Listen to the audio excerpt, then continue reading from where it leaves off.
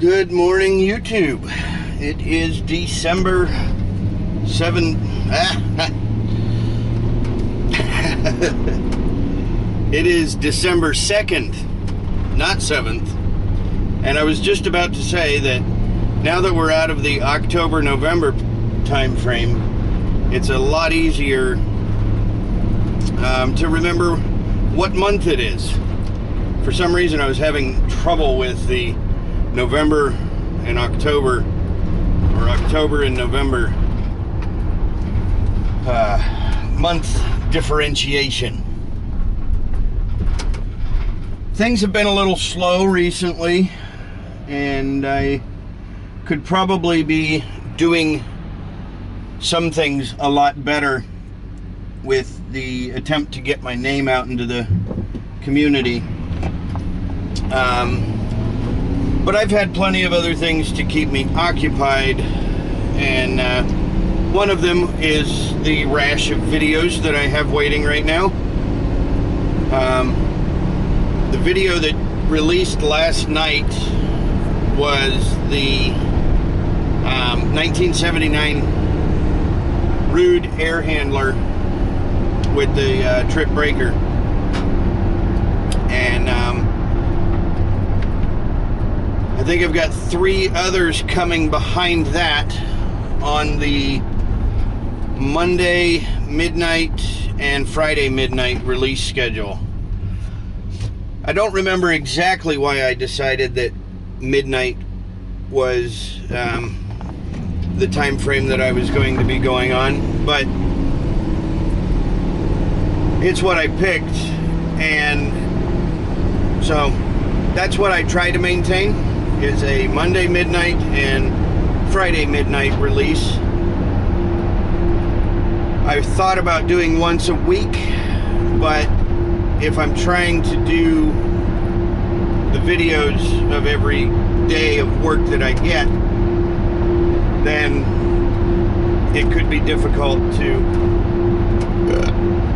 actually release once a week without, being scheduled through midway of February already. Not that I've had that much work, but when I do. Anyway, enough babbling. Let's get on with what's going on today. A friend from church called me the other day and asked if I could, or if I'd be willing to go out to Pittsboro to check on this system. And he said they've got no heat, blah, blah, blah. I said, absolutely, I'd be happy to go to Pittsboro. It's roughly 30 to 45 minutes away from where I live, so it is not an obscene drive. Depends on traffic, of course. So I got in contact with the gentleman and told him that I'd be happy to come out whenever they were ready, and he said, well, why don't we shoot for Saturday? And I think that was on Wednesday that I got the call, maybe Tuesday. And so if I didn't have heat, I would be fixing it or trying to fix it fairly soon, but he was comfortable waiting until the weekend. So that's what we're headed out to do. As I understand, it's a heat pump, no auxiliary heat function, and no heat pump heat function. So it could be interesting, and I hope it is. So stay tuned, and we'll check in when we get there. HVAC with Stephen Rardon is sponsored by TrueTech Tools. Quality tools, essential support. TrueTechTools.com. I don't know if this is worth recording, as I got absolutely zero video on that call, but I figured I would describe it a little bit just for the sake of giving a rundown on it. But as I'd mentioned, the purpose of the service call was no heat, and I don't remember if I mentioned, but the problem was that he wasn't getting heat from the heat pump, so he tried the emergency heat, and that wasn't heating either. So I started at the air handler to see what was going on, and came to the conclusion that we were getting voltage to the auxiliary heat sequencers, but the sequencers were not engaging the auxiliary or emergency heat. From that point, I moved outside to see what was going on with the condenser, and the condenser fan motor had been replaced this past summer, and they put a new condenser fan motor and a capacitor in it, dual capacitor, and the condenser fan motor would run, but the compressor wouldn't. Classic issue there. The dual capacitor was dead on both circuits. Absolutely 0.0 microfarad. So I popped a new capacitor in it, and the compressor came on, condenser fan was running, and checked the refrigerant charge, and it wasn't terribly low, but it was heating about 18 or 19 degrees.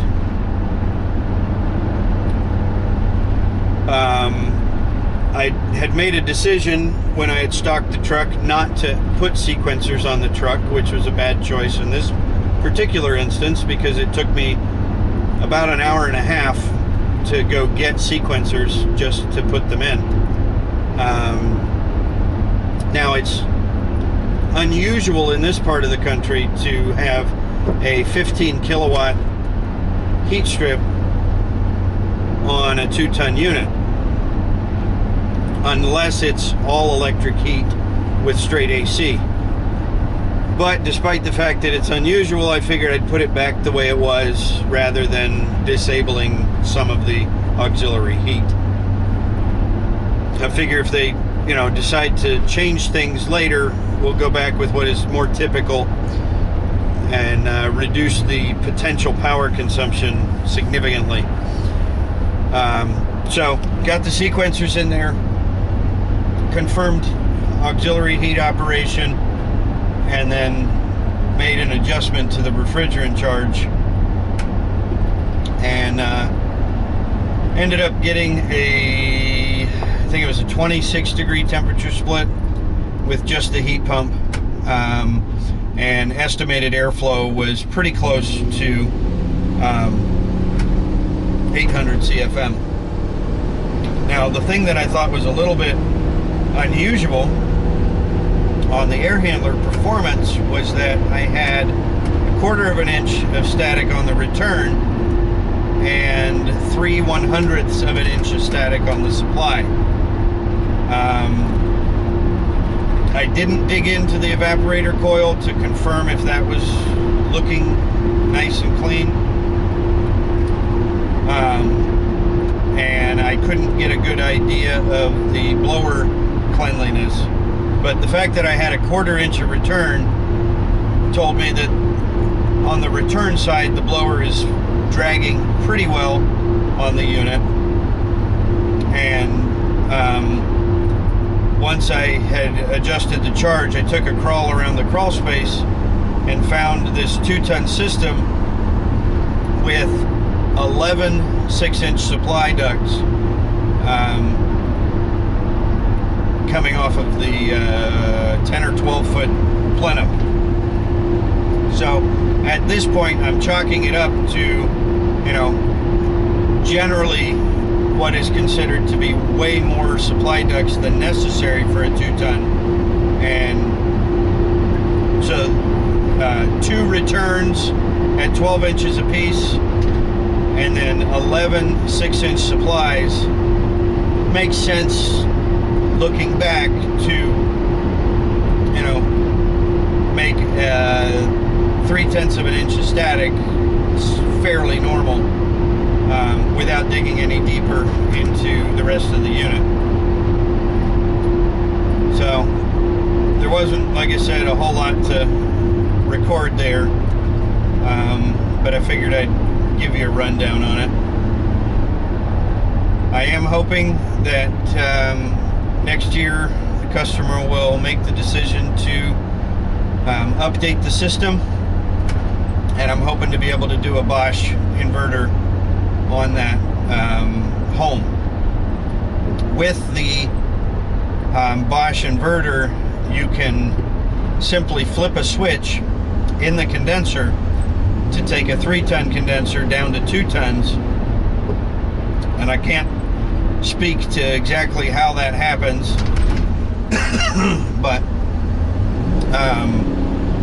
I figure what I would do on that change out, because the customer's also talking about enclosing an additional room in that house, which may dictate the need for 3 tons down the road.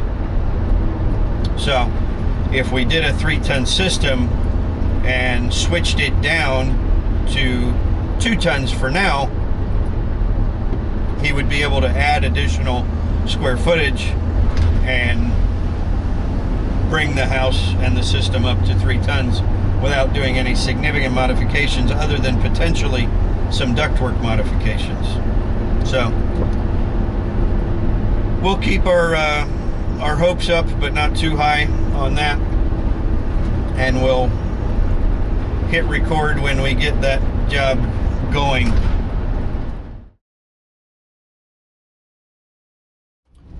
Good morning, YouTube. It is Monday, December 4th, and I'm headed over to the project that I had surveyed the other day, where they were finishing off their basement first floor space. I'm gonna sign some paperwork and wait for the permit. After that, we've got customer questioning functionality of the system after I put a Nest thermostat in. Said that he doesn't think the auxiliary heat is coming on like it used to, which it probably isn't. But the he also questioned the defrost because he saw a line of frost around the condenser coil. I didn't get video on that one originally, and I may not get any on this one either, but we'll record this section anyway. So stand by and we'll bring you along where we can. And I just missed my turn. So I went out to this system with the Nest thermostat that I put in the other day, and the auxiliary wasn't coming on because it was locked out until 30 degrees. Confirmed that the auxiliary does work.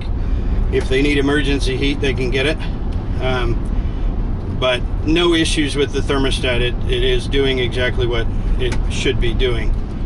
And I don't know how much farther down the road I might have to go, so I'm going to turn around rather than wait for a cul-de-sac.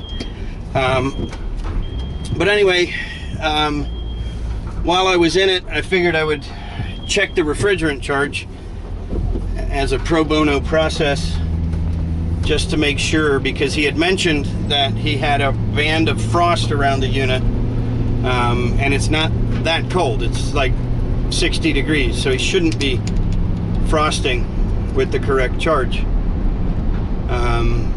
Found the charge a little off, a little low, and they agreed to put an additional pound of refrigerant into it for now. Said that they would look to do a spring checkup next year, so we'll make any additional refrigerant charge adjustments at that time, and hopefully be able to keep on top of this one and make sure that it functions like it should down the road. I thought I had something that I wanted to talk about, but I don't remember at the moment. So we'll hold this one off for now, and we'll check in if we need anything else.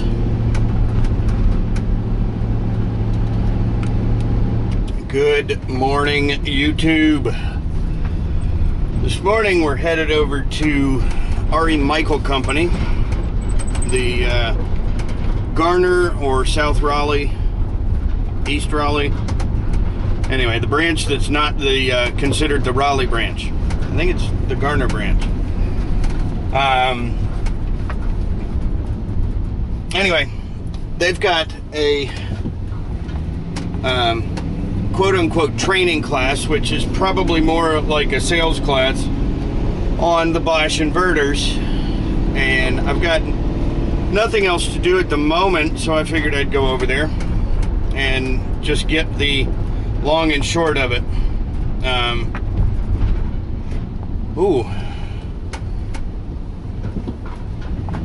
I've got an update about a podcast.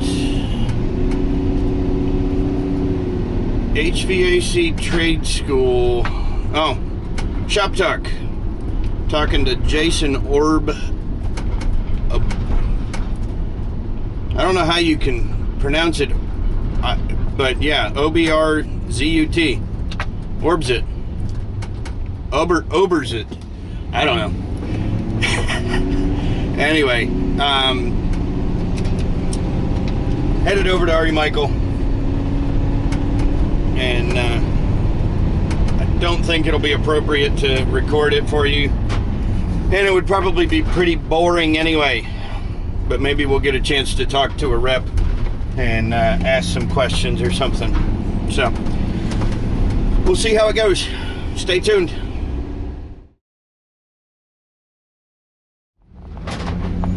I spoke with the Bosch representative at the training class about recording video, and he said that that was not allowed and not an option. So all I got was this picture, but the class was very informative into the capabilities of the Bosch inverter system, and I'm really excited, more than I was before, about the opportunity to install one for my brother. So I'm looking forward to doing that around Christmas time, before the end of the year, and definitely looking forward to, taking you guys along for that process when I do that install. The crazy thing that I learned was that against every other